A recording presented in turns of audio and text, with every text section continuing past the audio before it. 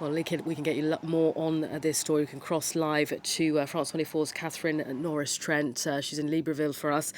Catherine, you've been speaking to a special advisor to Nguema, that's the country's interim president. Has any time frame been given for this transition?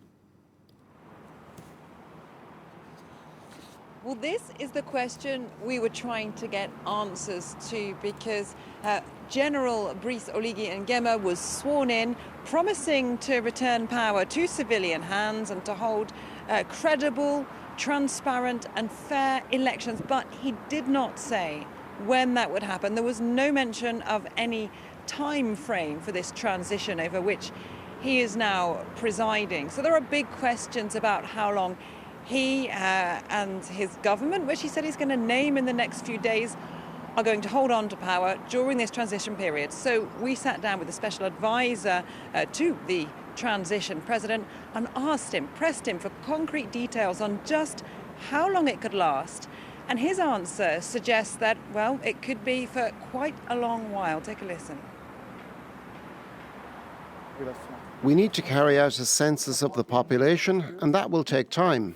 It'll take a lot of time. Everything is confused in this country. We have to draw up a new constitution. We have to rethink our institutions, the electoral code, the penal system. You can imagine that it's not going to be completed within 2 weeks. We're going to hold consultations with all the major sectors in our country, and we need to take time, because these consultations need to be carried out calmly and in a climate of trust. So we can't determine an exact time frame saying it'll take 6 months, 2 months or 2 years. But we will not stay in power eternally, and we have acted clearly.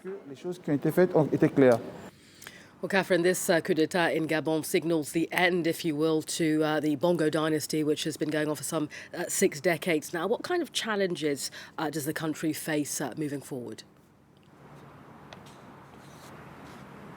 Well, the list of challenges facing Gabon is extremely long. So even though this is a petrol-rich nation here in Africa with lots of other natural resources too, notably timber, it has huge amounts of forests, the population remains very poor, and there's huge frustration about that. So that's why we've seen people out on the streets celebrating this coup. In fact, quite a lot of people here don't want to call it a coup. They told us they feel it's more of a liberation after 55 years of rule from the Bongo dynasty. So we've been speaking to people about their difficulties in daily life.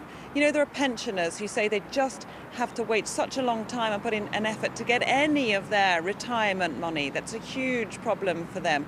Youth unemployment is very high indeed. Then there's things like healthcare. That system has just faced a huge lack of investment. There are private clinics for those wealthy enough to afford them, but for ordinary people, just getting healthcare to survive is a real struggle.